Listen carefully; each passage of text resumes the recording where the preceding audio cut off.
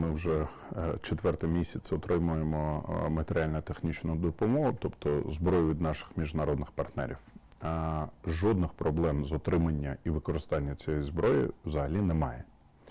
На жаль, Російська Федерація провокує, використовує дуже багато фейк-медіа, говорячи про те, що Україна перепродає ту зброю, яку отримає. Тому ми, як парламентарі, створили тимчасову спеціальну комісію, яка буде розробляти контроль щодо отримання цієї міжнародної допомоги. Це дасть механізм, як ми будемо отримувати в майбутньому, як будемо розподілювати його і як будемо використовувати її.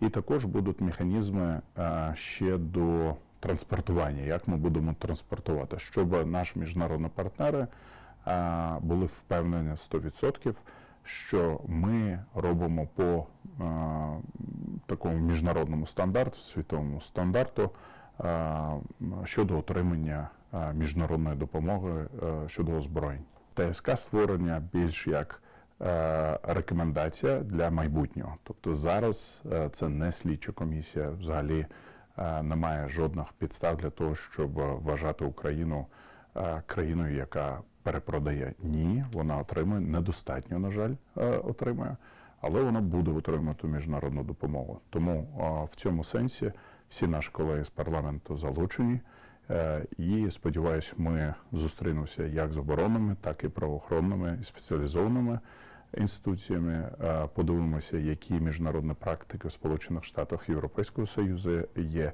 і розробимо ці законопроекти.